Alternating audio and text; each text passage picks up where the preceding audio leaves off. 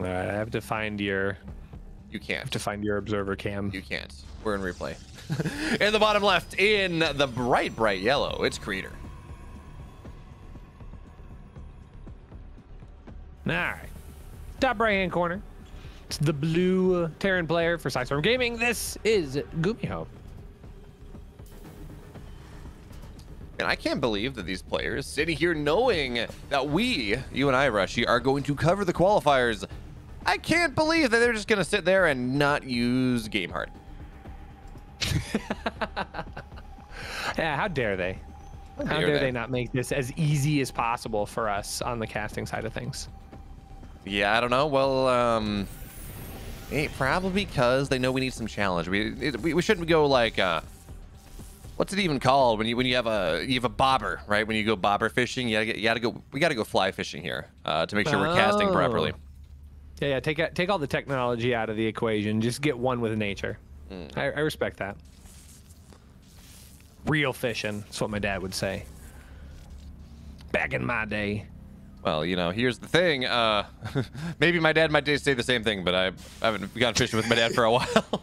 It was one of those things we kind of did as kids, and then we kind of stopped being interested in it, and he stopped being interested in it, so we just didn't do it. Oh, well, I mean, there are some pastimes that that can kind of fade away as time goes by. I would say golfing was the actual one for my dad and I. But I think he's trying to get back into it. He's trying to lose some weight, get healthy again. Just getting a little up there, but you know what? We stand a man who takes care of himself, has some goals. Well, you know what's another lightweight idea in this game is the build that Creator is going for. There's some aggression, and what better way to cut some pounds off the waistline of his opponent by not just letting him get in the mid game, not give him the opportunity to eat up the map. And I swear this analogy is going to make sense at some point. Maybe not sometime soon, but at some point we'll get there. Well, I mean, here you go. I'll do you one better on that. I mean, GUMIHO is pretty confident in his mech play. It's big, bulky units. If you keep your opponent on those lighter weight SCVs and maybe force him into a little bit of bio play, that can be a great way for Creator to shed some of those pounds, so to speak. Hey, you know what? Thors are beefy. You are correct. Thors. We're not going to go down that route. I will complain about Thors all we want, but that is a TVZ problem, not a TVP problem. In fact, in general, mech play against Protoss really not all that good because Stalkers do bonus damage to armored units, and of course that shuts down a lot of early stuff, and then Tempests and Carriers, really Tempests are kind of just that ultimate late game answer. Disruptors cause problems too. So really, at every stage of the game, the Protoss toolbox is just so damn powerful the mech does not really work. As Adepts find their way to the natural, looking to knock down Marines, and even as this Adept will fall, I don't think that Creator's going to be too upset about it. Yes, losing 2 Adepts is annoying, but look at the amount of anti-air we have right now. A single Marine, maybe a couple more, and a Cyclone eventually, but as this Oracle gets ready to pop on out, and okay, GUMIHO's going to find this. That's going to be very nice for him. But now Creator's going to have to run in, and remember, it's 3 Marines here. 3 Marines, they do not fight this Oracle, but GUMIHO, Creator, he's a little bit spooked. He says, you know, maybe not. I still don't one-shot workers. It takes me 3 shots, and maybe you got to Widow Mine some there. I'm not really sure. I think it's smart, especially since it was spotted out, and this is going to end up being cleaned up here. GUMIHO going to come out with what appears to be 5 Marines, so that will make quick work of that pylon. He's going to try and chrono out this remaining Oracle, and it is going to pop out. Now, 2 Oracles, way stronger than 1. In fact, some might say is twice as strong. But that Cyclone will make quick work of the Oracle on the left. He's going to trade that out, but I mean, he does end up securing himself a little bit of peace and quiet here. Creator's not going to be able to linger around too long with this Oracle. It's only going to have 3 kills. We'll have to zip around. It might come back in for some revelations down the road, but for now, I mean, GUMIHO's bought himself a little bit of time throwing down that 3rd base. Yeah, unfortunately, Creator's tactic, his approach to this game is really kind of Creatoring out. It's not working out all that well. I mean, the Hellion's going to maybe eventually kill this target, but big deal.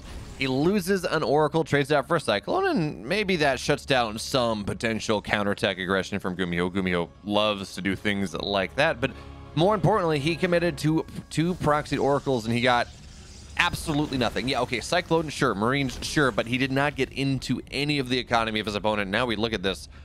Creator's only up 7 workers, or only up 5 workers, excuse me, in a game where his third base is on the way.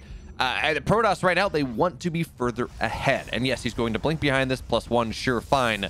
Oracle into blink is a wonderful thing, but not like this. Yeah, definitely not the type of response that you would hope to have.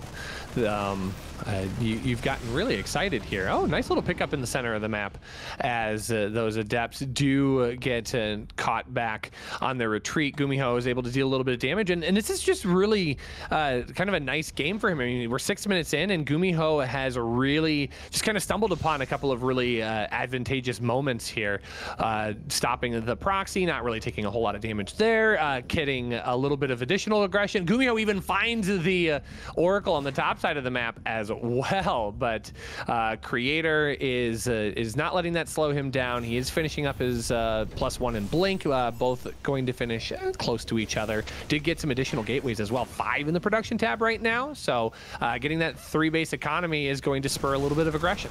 And one of the things that Ryung was talking about in TSO when we were able to interview him was this concept that we're seeing a meta evolution right now in PvT, where Protoss players are not nearly as happy to just kind of sit back, defend on 3 bases, go up to Colossus, go up to high tech, and just kind of defend. Instead, they are going to that high gateway count, that low gas count, going into charge. I mean, you get blink, but going into quick charge and just tons of zealots and maybe archons, and really playing this high tempo style where they mass expand behind it. Kind of, not quite, but similar in idea to how Hero has been iterating upon PvZ.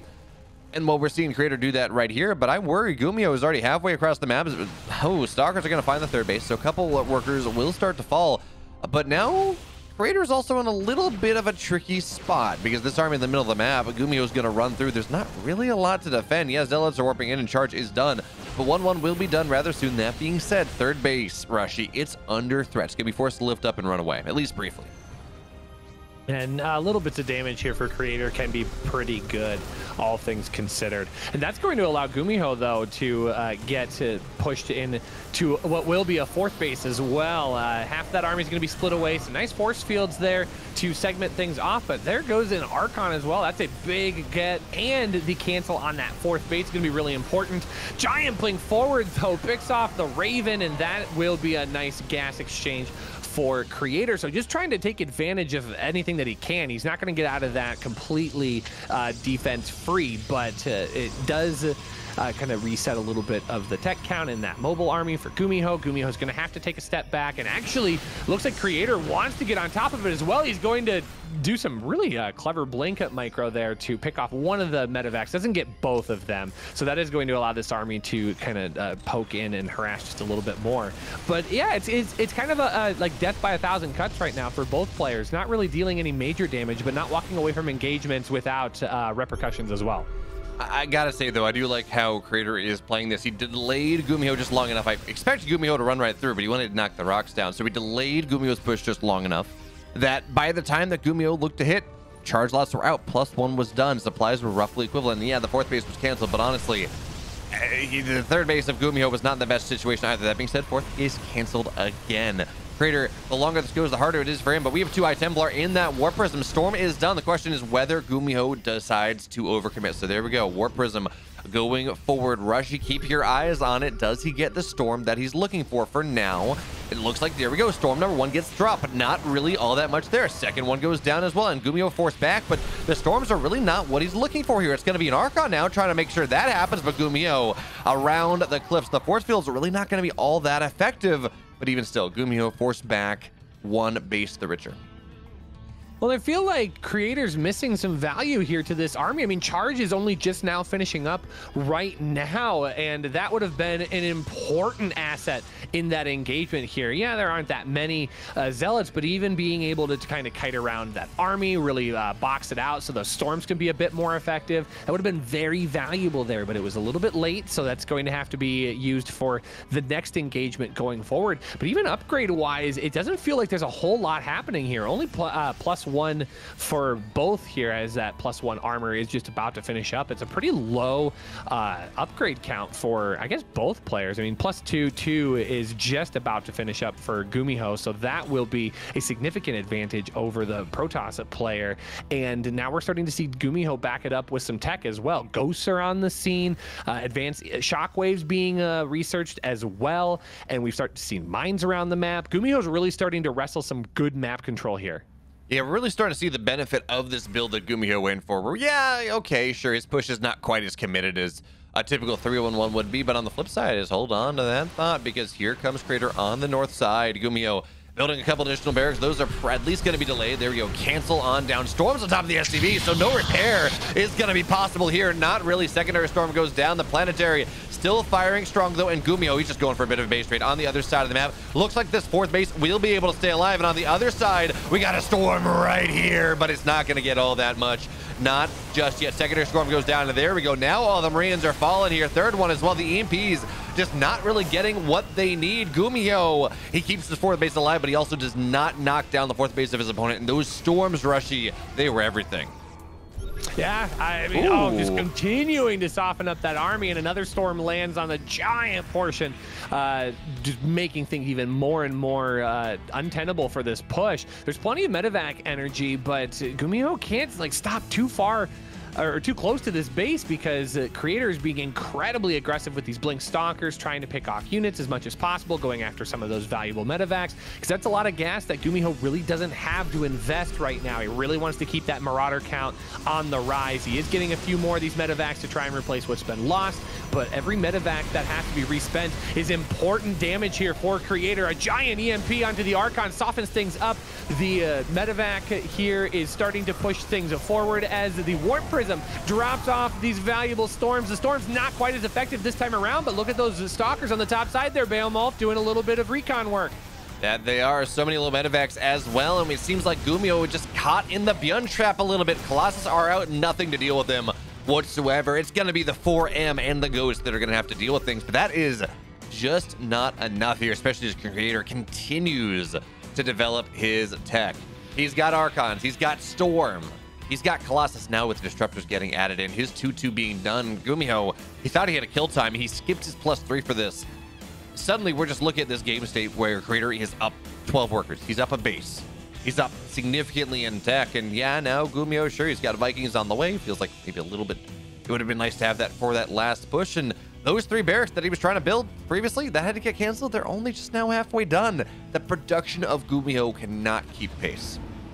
No, GUMIHO's time in this game is starting to run short here, unless Creator offers GUMIHO like the greatest engagement in GUMIHO's favor, but I'm not quite sure that that's going to be what ends up happening here. It seems like Creator is going to try and lay back and force the Terran player into him. I mean, he knows that he's weathered a bunch of really important engagements here, and now his economy is going to start kicking in, and he's going to be able to really take advantage of that worker advantage. I mean, 86 to 64 at this point in the game is a sizable difference, and exactly as we predicted here. I mean, GUMIHO now has to try and push into this 4th and 5th base location. No shield batteries at the 4th base. That's a bit of a concerning position here for Creator. He's going to have to figure out a way to solve that, but fortunately GUMIHO said, I'll go to the base that's got a shield battery, don't you worry. Well, what we got to point out here as well is the fact that Creator, he does not have extended thermal lands. These Marauders sheer range with the Colossus, which, hey, when we're looking at +2, +3, Colossus maybe not quite as relevant. They just do so much damage. But if GUMIHO is going to be able to take the proper fight, he's just going to be able to dive right on top of these Colossus, cause some problems. Where are the Disruptors? That's the big deal. Storm number 1 drops. Not really getting all that much. Really, the majority of the damage there on the medevacs. We will see that Archon go down like a big blue balloon. Disruptor shot on the right side, trying to get a little bit more as the Vikings run forward. But again, Creator micros backwards. Disruptor shot pairing up with the Storms, but the Disruptor really only kills the Zealots, not the own army. And again, GUMIHO splits backwards, run forward. The 4th base is now down. Colossus are going to fall here. Disruptor shot again. Not the savior shot that Creator is looking for, and he pushes forward. Yet still, GUMIHO is open up a 40 army supply lead, 50 army supply lead here, and as he's broken 1 base to Rushi, the north base is sure to follow.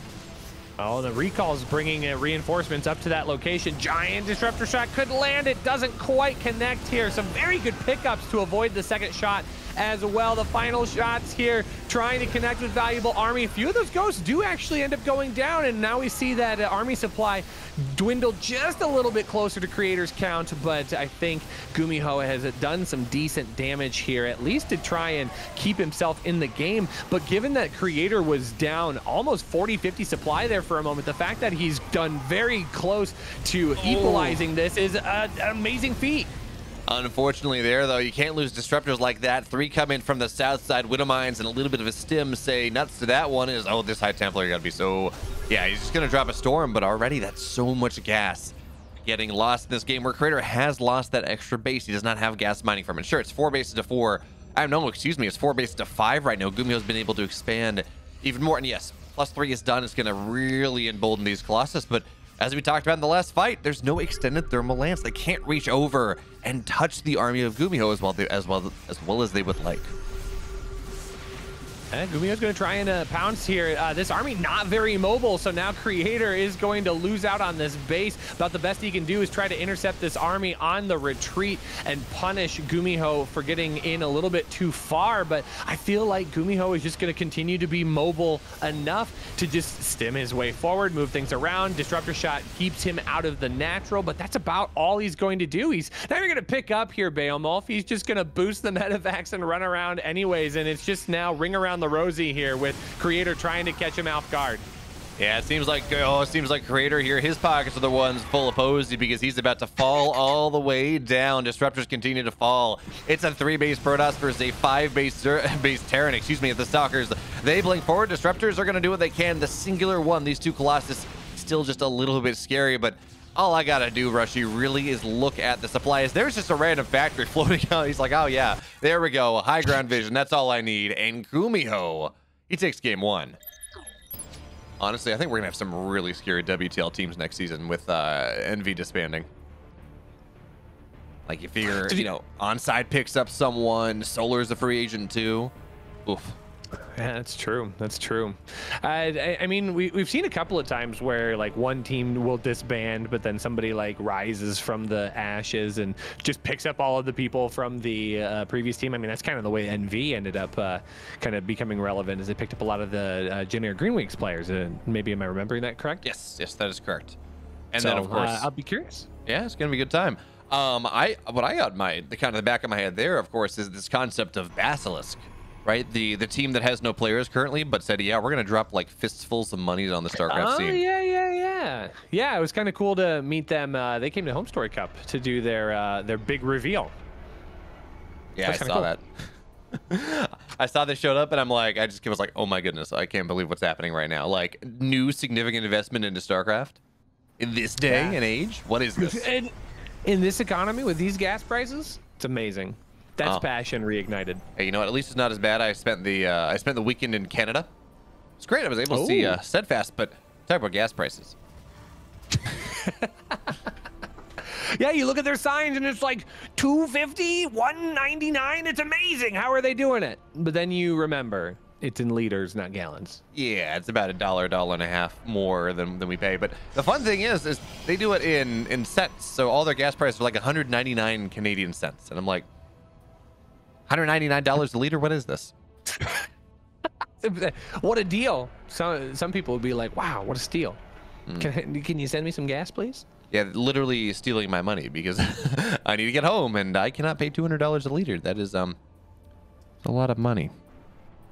Well, other things that are a steal, this Twilight Council can be a little bit cheeky if left unattended here. Very early, probably going to translate into an early blink timing. Most likely seeing the Stalker coming out of the first gateway here. And on a map like Moondance, I mean, I don't hate the blink stalker timing here. I mean, there's a lot of ledge here on the right hand side of the main for GUMIHO. Not to mention, you've got that pocket base. If for some reason you can kind of wiggle your way back there, that could create a lot of interesting dynamic as well. I mean, there's a lot of ways to create chaos on this map, and I kind of like creators' idea here to go for something a little bit more aggressive. He let GUMIHO go a bit too long in game number 1, and it seems like creator wants to speed things up for game number 2. Yeah, it's also interesting. We see GUMIHO gearing up for some aggression, but he was trying to give the idea that this was a one-base timing. Of course, nothing in the natural. He says, "Oh yeah, Curator, just don't check my third." Well, you know, he does going for that one. But we talked last game about how we are seeing this earlier, this lower tech, higher aggression setup for Protoss players as of late. But this is one of the ways that we are starting to see Terrans start to deal with it. This is just weird. I'm going to get about 6 Marines. I'm going to have a medevac. I'm going to have whatever else pressure stuff I had early. And because the Protoss have been kind of steamrolling their way into this mid-game tech as quick as you please, there is a world right now, and there's a timing right now that GUMIHO is looking to take advantage of, where they're just not ready quite yet. Because in order to get to that mid-game timing the way you wanted to, you got to cut some corners. Which means the extra 2 gateways are only just now on the way. We're going up to 4. Blink is 2/3 of the way done, but I'm worried about this pylon, because this pylon is powering literally 3 gateways and the Twilight. Oh, that's terrible. And the cyber core is under attack now, so that means all those stalkers that the creator wants to make, now he can't make them. He's gonna have to remake that cyber core, so that's gonna be a significant amount of time here. GUMIHO has found the tiny sliver in the window here to just force everything back open. Now these units are gonna try and deal some damage. Big Blink forward onto the tank to at least clear that much up, and he's gonna go after the high ground vision. So taking out the medevac means that GUMIHO can no longer fire up. That is going to provide at least a little bit of relief, but whew, that is a very rocky moment here for Creator as he tries to defend, as another tank starts wailing away on the robotics facility. Oh man, the addition of this Banshee as well, so much anti-ground damage and really not a lot to do with it. The cyber core is going to be done soon, but not, well, actually it is done right now, but we don't really have a lot of stalkers here. And there we go, tank's going to try to target down the robo, but of course shield battery overcharge keeps that alive for now, as the Zealots actually doing a good job getting on top of these Marine stalkers. Blink down to the low ground, the tank will fall. Marines looking for what they can, but there we go, the stalkers, they blink left, they blink right, they blink all over the place. But Rushi, I'm not sure how much it really will matter. That being said, all the tech is done. Is the stalker, the last one's going to be able to blink onto the high ground, but actually kind of, no, it does. Okay, we'll be able to stay alive. That Immortal, though, it's going a little bit far forward. Just a little bit. It's on a warpath right now. I mean, it can deal with 2 Marines and a tank. That tank's got nothing on this Immortal. Look at that Reaper go. It's just gone forever. So, but I think this is the right call here for Creator. He has to try and respond, but he's got to keep that Immortal alive. Mortal gets another barrier here, does it give himself a little bit of opportunity, and what a fortunate moment here for Creator as he is going to be able to continue wiggling his way through. He's picked off so many tanks, 4 tanks at this point, plus the fact that the Warp Prison back in the main, dealing some additional damage as well, so pulling the workers, but that is now going to give Creator the opportunity he needs. He's on the right-hand side creating some chaos, and here go the Blink Stalkers on the left-hand side to get a little bit more damage done. Yeah, problem here is the Stalkers do not have any high ground vision, so they blink and they blink out. They're eating so many shots from this tank as the Marine trying to zone out as well. Banshee wants to be careful. It will go down, but at the cost of so many Stalkers there. And this game's just all over the place. You look back and forth, you're like, wow, it seems really good. Creator looks like he's got this, and then it doesn't work. Then it seems like GUMIHO has it, and then it doesn't work. But the addition of these DTs, how much scan energy do we have? We have 1 scan of the main just now, no scan of the natural, and DTs in 2 bases versus this. This may just be the knockout punch here. Oh, and 1 DT gets out anyways. Do we have anything? We can technically build a Raven, Rushi, but technically being able to build a Raven does not mean that there is a Raven underway, does not mean that there is a Raven that exists. It's got to be missile turret. Yeah, it technically means that it's going to happen soon, not now when he needs it. That entire second base is completely forfeit right now. Not to mention the fact that these DTs have assistance with the small amount of Stalkers and Immortals that are left behind to help with this. I mean, the second base has been evacuated in its entirety here. So that is a crippling blow to GUMIHO's economy. Not only does that happen, but Creator pulls the DT back with a recall. So now he gets incredible value. Looks like he's checking all the corners just to make sure that GUMIHO doesn't have a base somewhere out on the map. And Creator's starting to realize that the position he thinks he's in is actually very good.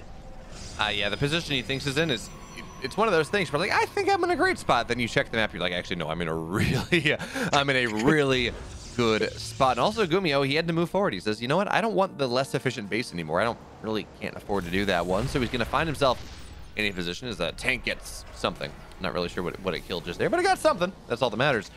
He's going to put himself in a bit more of a pushable position for all just the significant amounts of charge lots and Archons and Immortals They're already going to get ready here and look for that break. Creator does not want to give GUMIHO the time of day, does not want to give him the time at all to make sure he comes back into this game. And yes, there's Raven forward. Auto turret is probably going to get dropped here rather soon, but for right now, the tank on the low ground will go down. Tank on the high ground doing a little bit more. And there are so many Marines here. It feels a bit iffy for Creator to engage into this one, to be totally honest. Rushi, Stim is not done though, and yeah, no, he's looking for this round. There we go. Archon's on top of things. The splash damage doing a damn fine job. But the Marines, they found a great spot, and this Archon will fall. Rushi, is this enough?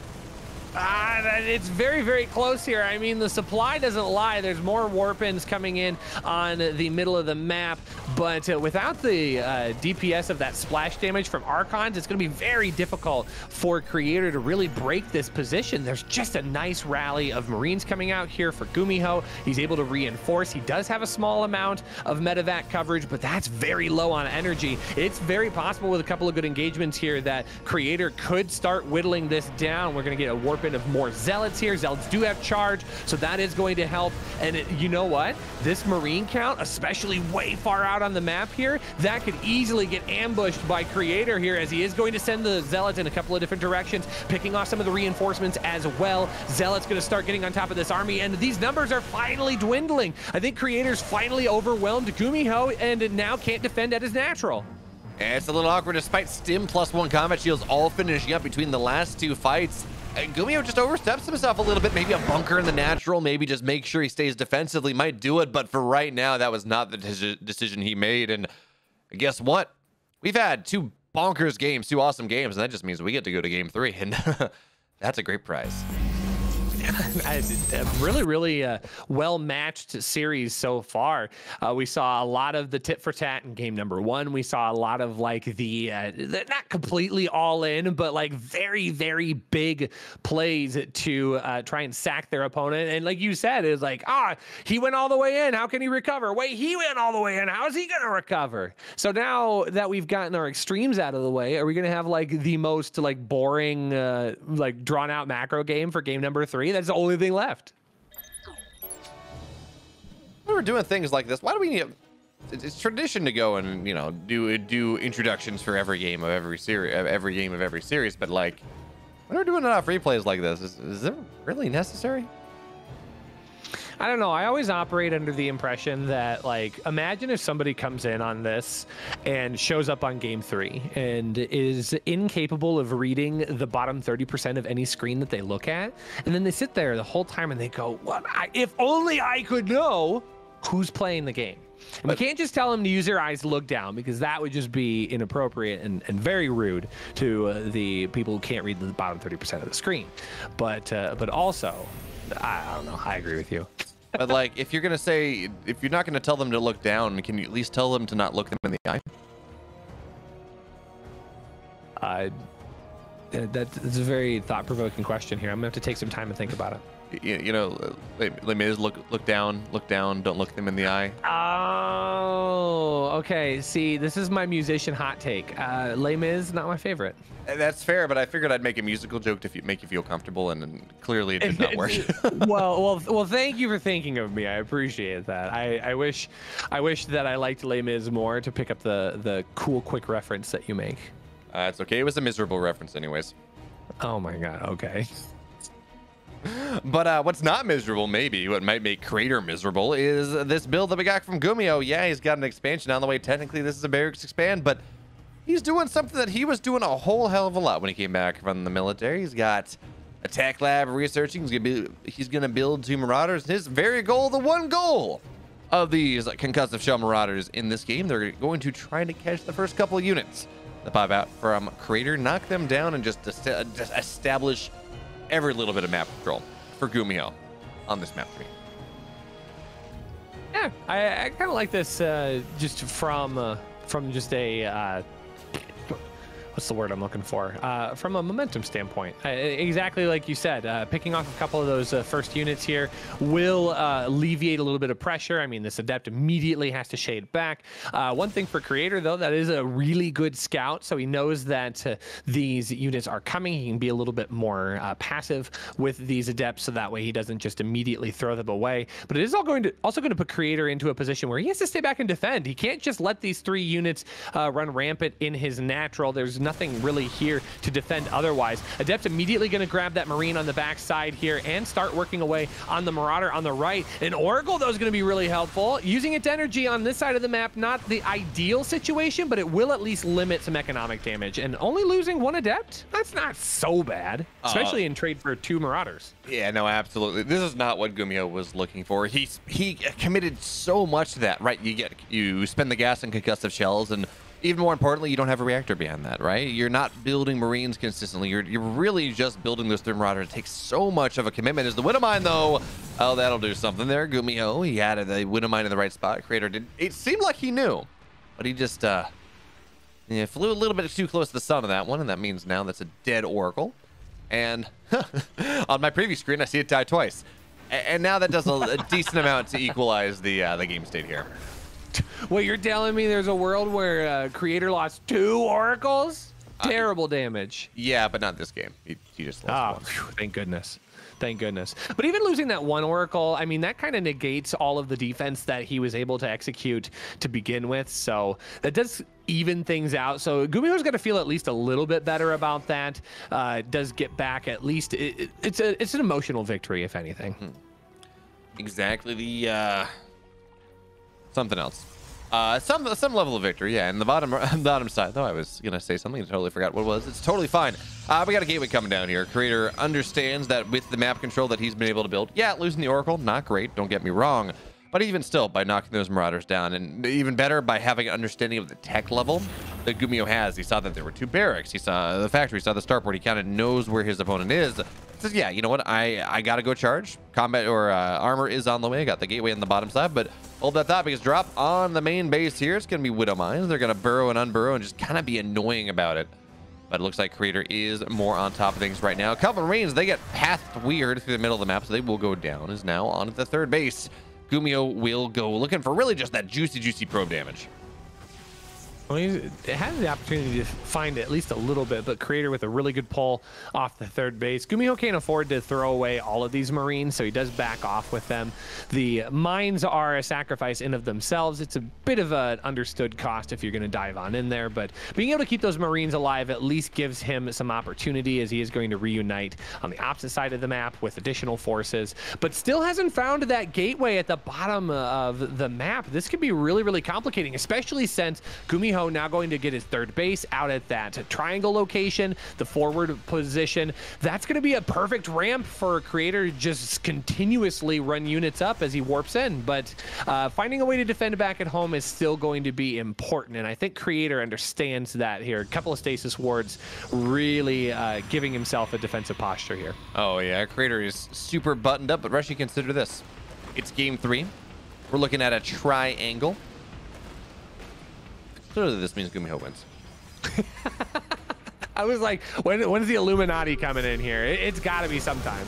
We're going to have to see whether the Illuminati can do more than just kind of sit there and make triangular bases, because for right now, no probes will go down. Good Widowmine shot, though, and that means 1 Archon goes down. 2nd Archon goes down as well. This drop defense is not what Creator was looking for in the slightest. Couple Stalkers will warp in now, but the entire point of that setup that you do is the Widowmines you get dealt with now. The entire point of that setup, +1 armor charge, it says, I want to make sure that that first push that happens, I'm going to smash it harder than I've smashed many things.